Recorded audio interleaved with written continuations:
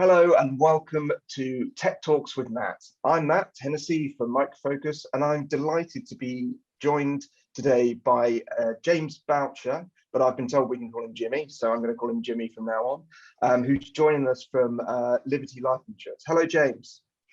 Good day, Matt. Good to be part of the team today. Oh, in fact, we're so grateful to have you with us. We decided to create this series, these episodes of Tech Talks with Matt, but they really would be nothing without speaking to people like you and experts like you. I know today we're going to touch on a few topics, but we really wanted to, we're going to try and look at sort of simplification. And actually saying simplification, I've probably oversimplified simplification, but simplification and cloud and all these things that we hear about businesses, you know, the buzzwords people want to do and move. But what in the case of Liberty and I guess the journey you're on, what does simplification mean for you? How is that work playing out?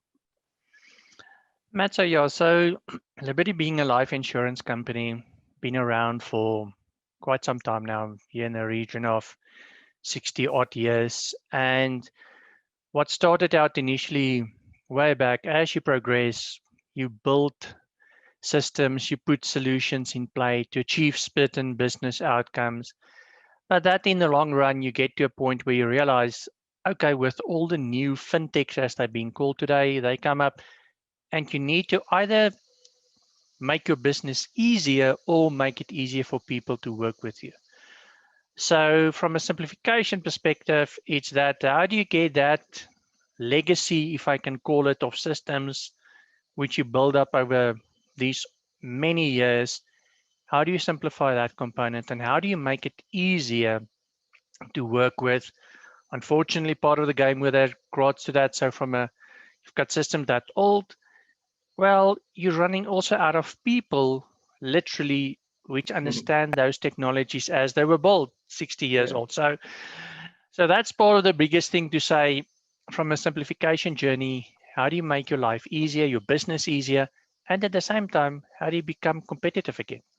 And I guess, you know, we're talking tech at the moment, but it's so much more than tech, isn't it? And there's a lot of the simplification when you talk about legacy or maybe moving from mainframes to cloud or whatever these might be, is the culture, the business culture, and the appetite for what can sometimes be seen as, well, might be seen as increased risk or loss of control. How do you find that side of things? How is the appetite of the executives, if you like, for these so changes? From with regards to a lot of those specific components, yes, it's a tech component. The executives will tell you, yes, we need to simplify the business. We need to make it easier. We need to keep up with where you are. But so that's a line to say that's what we need to drive. You're almost what I can say, where you get sticky with regard to that is in the execution part, is to say, okay, but as you start going through it, that's when you realize how complex and how difficult is it to move something or to make something simpler. We always, initially there was a joke to say, if you move to cloud, it's just drag and drop. Well, I wish it was that simple. But it's a matter to say, as you start to work through those systems, you realize, okay, this is the functionality they did. Because people perspective, a human being can only remember so much, and most what he's using on a daily basis or familiar with. But there's those little things which happens maybe once a year or and it's those logic and components which you do. So the word to say, yes, migrate is fine, but it's the associated risk with it to say, okay, now you've moved your system. Okay, great. It works, it continues. The customer doesn't know you did all of this because that's behind the scenes. Yeah. But it's to say from a risk perspective, what functionality and issues is the customer going to face, which is going to throw back at you? And that's the associated risk which you mentioned, which then comes up to say, okay, how do we deal with that? How do you mitigate it? And then I don't want to say the problem arises, but that's where the truth comes back to the executive to say, this is the practical and real situation we are in order to achieve something which is just called simplification or migrate to cloud. Then they start to realize how complex it is, and then all of a sudden it becomes a money issue, because now you realize you're going to need to spend a significant amount of money in order to achieve the specific objective. So you've got executive buy-in, but it's a matter to say, how deep is the pockets in order to achieve that specific objective? Yeah, and do you think I guess the idea that your stuff, when it's in a big room somewhere, or it's in a building and you can see it, and people feel more secure in that, and potentially have been worried about it going to the cloud or somewhere else, do you think those business issues, or those leader issues with where the data sits, do you think those have gone away now? To a lot of extent, the culture change with regards to that, that has gone away. So a lot of the components from a security perspective and everything from a liberties perspective, because of some data privacy issues and all of the legislation which you need to do it, so you need to focus a lot on that. So that's less of an issue with regards to executives to say, okay, but it's cloud-based. They know you put in as much controls and you rely on your service providers like AWS, Microsoft Azure, in order to put stuff in play. You put stuff in play as much as you can, but it's the same as if you've got your own data center. It's nothing less. You try to protect yourself to the best you can, and you hope for the best from that perspective. Yeah, absolutely. I mean, it's not a technical question, is it? It's more it's a perception. Correct. 100% correct. Yeah, and and so you just mentioned about legislation and that side of things. So is there a lot of legislation that governs your role in terms of the technical architecture, and do you have to pay attention to a lot of rules and regulations? Yes, so obviously Liberty being an long-term insurance company, we've got certain legislations, which is the most one which comes into play next year, early mid next year, is your protection of personal information. How do you deal with that? So in the European countries, it's called GDPR, which is an extension of components. It's exactly the same. So you've got all of that legislation, and because we're classified as a financial services company, you've got that additional legislation components which you also need to adhere to. So, and yeah, then Liberty being acquired by Standard Bank, the minority shares. So that means from next year, when that acquisition is completed, you've got all of a sudden bank regulations which you need to adhere to, and not only your insurance regulations, which is much stricter. But so you've got that on a daily basis to say, what is the regulations we need to apply to? So all of your components and all of those decisions you make is in conjunction to say, how do you mitigate that risk so that you don't expose you to risk that you are in breach of any of your regulatory components? And I guess the move away from legacy, let's say, we need a better word, but the move away from legacy will make it easier and more, you'll be able to respond to changes more quickly, I guess, in a cloud environment. So actually gearing yourself up for those potential legislative, there we go, changes. Yeah, how does that work? Correct. I mean, that's an assumption. So that's part of the component, is to say, over time, your regulators, if you look at your anti-money laundering components, which has been quite pushed significant in the last few years to say what companies and organizations and countries need to adhere to. So with the protection of personal information, that's an extension and to become. So as your countries and your regulatory authorities also start gearing themselves up into technology components, they start to ask more information from you as an organization to assist them to try and combat that component of anti-money laundering. People start to your regulatory authorities easier gets complaints to say, but as an example, call centers keep on calling me, but I haven't given out my detail. Okay, so now with the protection of personal income or information being come into effect, now it's a matter to say, okay, but how did you as a company or as a telemarketer obtain that customer's information? Are you in breach of a regulatory component? So that's where then, so all of that information which you now all of a sudden need to share and make available, if you're in a cloud-based environment and you've simplified your systems, yes, that specific objectives becomes easier, because hopefully with that whole objective you try to move to cloud and make your system simpler, you can respond faster to stuff like that. And potentially future changes which might become because of a regular nature might be easier. Yeah, and I guess it's not just a case of you'll get some of the sort of the collective value, I guess, of that cloud service provider, because Correct. they will be looking at these changes to help support their customers as well. You're not Exactly. on your own. Exactly. Yeah, it's interesting. There's lots of change, and so on your sort of simplification journey, and obviously these things are never done because there's always ongoing. But how far along are you?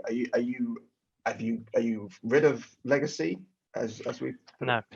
So we've got a 3-4 year journey to move away from legacy environments and mainframe components, as we're running applications on a mainframe component. And that takes time to plan. So we're in the process to identify, analyze all the applications to see what do they do, how do they function. And then the biggest thing is to say, okay, find an alternative. Okay, great. But because it's so integrated with other systems, it becomes more of a component to say, what do you put in play in order to support the remaining applications when you remove something out, that portion or the function, that you don't break your business, because that literally, the dependencies, interdependencies on mainframe, as an example, is quite big. So if you move some of those applications, you can literally break the business to say, like, there's all of a sudden a customer facing system or a critical system will no longer be able to function. So we currently in a lot of planning and analysis components to say what you need to do so that, and that was what a big portion of this year specifically was about, was to say, analyze components, identify components, and come up with potential new houses, if you want to call it, for those components that you can start with your execution component, because we've got roughly 2-3 years left in order to conclude it. So, but yeah, we still, you can say we are at between 20 and 40% mark of what we're trying to achieve. But yes, still a lot of work. And a lot of those worrying moments when you move things and hope that you've done all the bits right and nothing's going to fall over. Correct. And yeah, that's, I mean, you guys are obviously pretty expert at this as you're working through it. What advice would you give someone else in your position who hasn't started their journey? Or, you know, from what you've learned, what advice would you give someone? So the biggest component which I said, for instance, which I've learned, and which is for me, from an information and a data architecture perspective, is to say it's all good and well we move the applications, but because it's a legacy application, it's to say, and systems being created so far, and in some cases it's in-house built systems, which makes it even worse, to say, now you've migrated, it's with regards to what's the application logical components which you lose, so that when somebody asks you or questions or wants an answer from a migrated product, how do you answer that and make sure that you've kept that logic and component in play? Because you obviously just migrate the application. If you migrate the product itself, it's a total different ballgame, because then you create a brand new system. So in many cases, that's where I'm currently almost in the middle component to say, is it worth the exercise to migrate applications? Or do we rather go and say, you know what, this is what this product did, create a similar product, but rather just put it on a brand new platform. Mm, And I'm currently in those two minds to say, ain't it maybe easier just to migrate to a newer technology, a product, than to take an application and to move it? But that's something, some of the components which we are also now evaluating as we analyze the stuff, is to say, what recommendations do you do? But it's never a thing to say, nah, just ignore it. mm, You have to migrate the application. In some cases, you realize it might be cost effective to migrate the product itself just to a different platform. mm. Yeah, it's well, as I started, simplification is not the right word really, because it's anything No, but simple. correct. No, brilliant. Thanks, Jimmy. This is really interesting. I mean, looking to the year ahead, what are you most excited about? What's coming, maybe? And it sounds like you've got a lot of hard work to do, but within that, what are you excited about? So the biggest components which we've got to say is with regards to, so obviously with the Liberty Standard Bank merger component, there's an exciting thing to say. Everything you've planned to this year, now all of a sudden you're part of a new group of company in a company working everything. So yeah, so that might throw a few curveballs to say how we Mm, thought about stuff and want to do stuff. It changed because you're now aligned to a new company culture. But at least from that perspective, the silver lining, if you want to call it, is it's not unfamiliar people. We've been working with them for a while. Just now, from a legal piece of paper, you're part of the group, you're a fully owned subsidiary. and So do that you makes it a know, little bit easier. and do you know, have they had a similar journey in terms of Yes, simplify? So okay, so it matches. It's not as if you're going to join and they're going to say, whoa, we're not ready to do this sort of thing. correct. They've got exactly the same thing, same journey, same type of scenario. So Standard Bank, as a bank in South Africa, is, I think, over 100 years old. So they also have got legacy systems which they need to address and component to say. Also, similar to your new digital fintech company banks who comes up, who gives products and respond faster. Well, you're in the same boat as what they call a major bank, to say, how do you do to still also keep up, but make your systems and functions also with regards to make it simpler to do business with a bank. Yeah. Well, and as the younger generations, the digital natives and all these terms, they're not sort of even wanting to log on to computers, or certainly going to branches. And I guess that change, everything Correct. changes, doesn't it? And they don't want to be on Yes. phones. Jimmy, thank you so much. This has been really interesting, and I hope for you viewers, viewers or listeners, you've taken some really insightful bits away from this. I'll sort of draw this to a close now, Jimmy. Is there any final thoughts you want to leave? No, nothing specifically from my side, Matt. It's been a journey, and I assume it will continue to be a journey on this specific topic. But other than that, nothing from my side. Thank you very much for the No, but opportunity. thank you. And it's good to see you're still smiling, so it can't have been that bad. No, well, and so thanks again, and thanks everyone for tuning in to this episode of Tech Talks with Matt. I'll look forward to reaching you on the next episode. Thank you.